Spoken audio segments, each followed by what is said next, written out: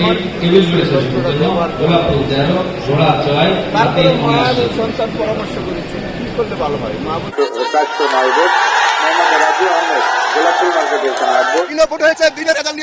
আমার মা জিতে গেছে, আমি সব সেন্টারে খবর নিয়ে। ফলে এখানে সরকারিভাবে ঘোষণা করা হয়েছে এবং এখানে নৌকা প্রতীকে অ্যাডভোকেট আজফতুল্লাহ খান, যেটি 14,111টি ভোট পেয়েছেন 30টি কেন্দ্রে, এবং তারই প্রতিদ্বন্দ্বী জায়দা খাতুন টেবিল ঘড়ি প্রতীকে তিনি 16,203 ভোট পেয়ে। আসসালামু আলাইকুম সুপ্রিয় দর্শক বন্ধুরা, কেমন আছেন সবাই? আশা করি সকলেই ভালো আছেন।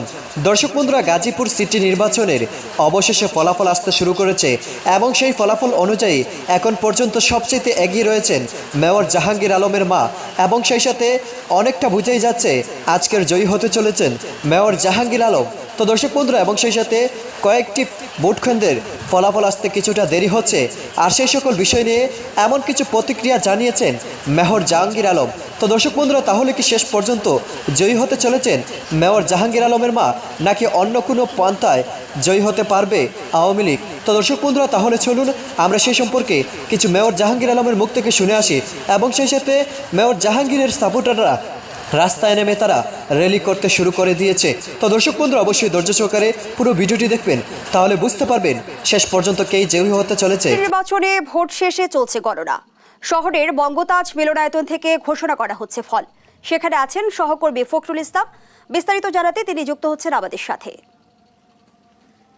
ফখরুল, ভোট শেষ হয়েছে যদি বলি যে 5 ঘন্টা হয়ে গেল, ইভিএমে যেহেতু ভোট গণনা, তাহলে কেন এত দেরি হচ্ছে? কি বলছেন রিটার্নিং কর্মকর্তারা?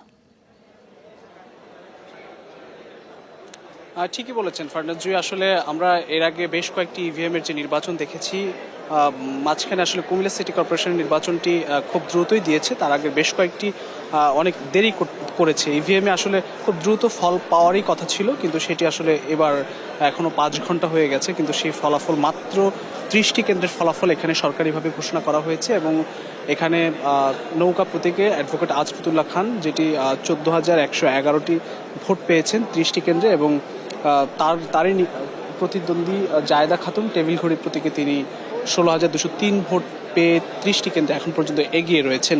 মোট 8জন এখানে মেয়র পদে প্রতিদ্বন্দ্বিতা করেছেন এবার ইয়েতে, এবং নির্বাচনে মোট 11,79,000 ভোট মাত্র 30টি কেন্দ্রের ফলাফল দেওয়া হয়েছে 480টি ভোট কেন্দ্রের মধ্যে।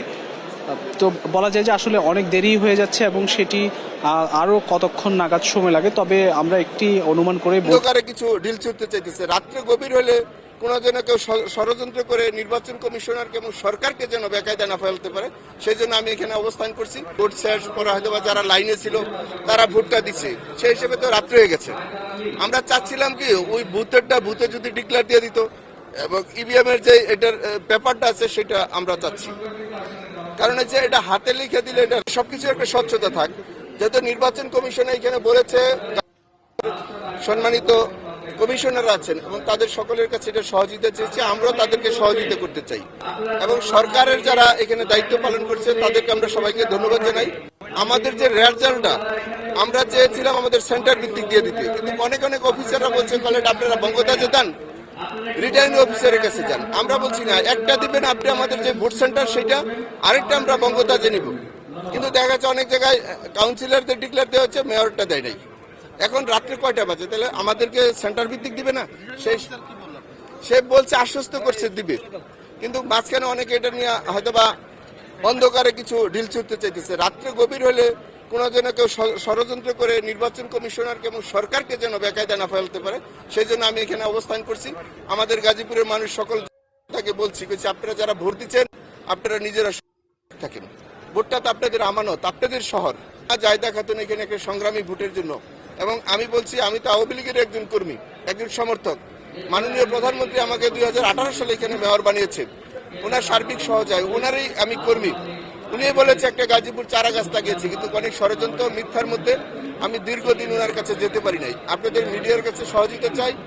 মাননীয় প্রধানমন্ত্রী এবং সরকার এবং নির্বাচন কমিশনার সবাই যেন সত্যটা জানে, এবং জনগণ যে ভোটটা দিচ্ছে, যেসব সেন্টারে ডিক্লেয়ার হচ্ছে সেখানে ম্যাক্সিমাম 80% সেন্টার আমার প্রকাশ হয়, এবং জনগণ যে রায়টা দিচ্ছে, মাকে যে রায়টা দিচ্ছে, মা জাতিকে যে রায়টা দিচ্ছে, নারীদেরকে যা সম্মানিত করেছে, সেই রায়টা যেন কোনো ধরনের অন্য ধরনের কিছু যেন কেউ চিন্তা না করতে পারে, আপনারা সবাই মিডিয়ারা যারা আছেন খেয়াল রাখবেন।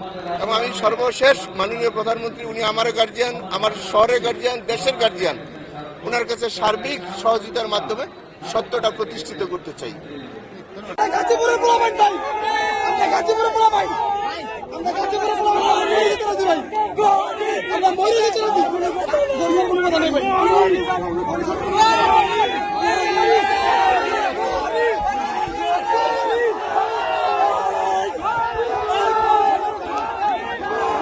মরে যেতে রাজি ভাই,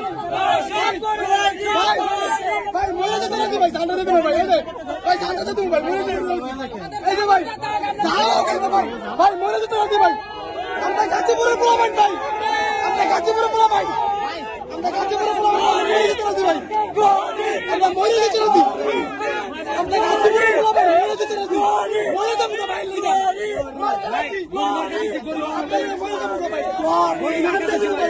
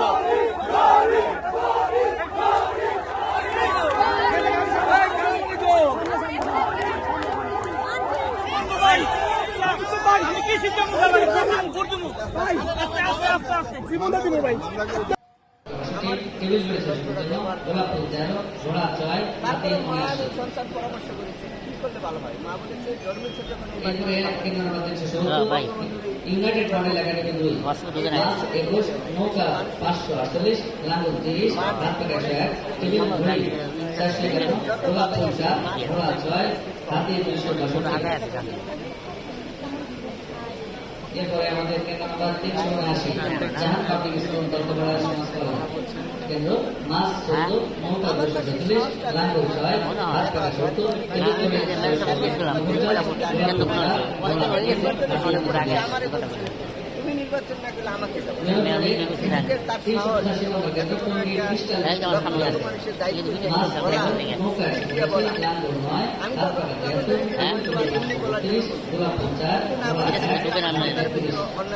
অত্যাচার হচ্ছে আমার এই মা বলেছে এই অত্যাচার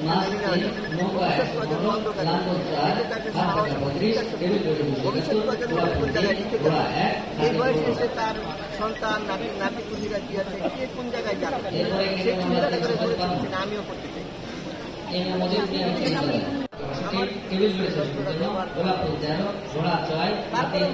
সন্তান পরামর্শ করেছে কি করলে ভালো হয়, মা বলেছে জন্মের ছোট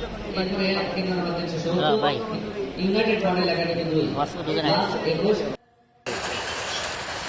তো দর্শক বন্ধুরা, আপনারা হয়তো এই পুরো ভিডিওটি দেখে এবং মেয়র জাহাঙ্গীর আলমের এই কথাগুলো শুনে অবশ্যই বুঝতে পেরেছেন এখন পর্যন্ত সবচেয়ে এগিয়ে রয়েছে মেয়র জাহাঙ্গীর আলমের মা, এবং সেই সাথে সারা দেশের মানুষ বলে যাচ্ছে আজকের জয়ী হতে চলেছে মেয়র জাহাঙ্গীর আলম। তো দর্শক বন্ধুরা, আসলে বুঝাই মুশকিল শেষ পর্যন্ত কে জয়ী হতে পারবে, এবং সেই সাথে রাত যতই গভীর আছে অনেকে বলে যাচ্ছে রাত যত গভীর হবে ততই আওয়ামী লীগের জয়ী হবে। তো দর্শক বন্ধুরা, তাহলে কি শেষ পর্যন্ত মেয়র জাহাঙ্গীর জিততে পারবে নাকি আজমতুল্লাহ জিততে পারবে, এই বিষয়ে আপনাদের কি মতামত অবশ্যই কমেন্ট করে জানিয়ে দিবেন। তো দর্শক বন্ধুরা, ভালো থাকুন, সুস্থ থাকুন, আল্লাহ হাফিজ, আসসালামু আলাইকুম রহমতুল্লাহ।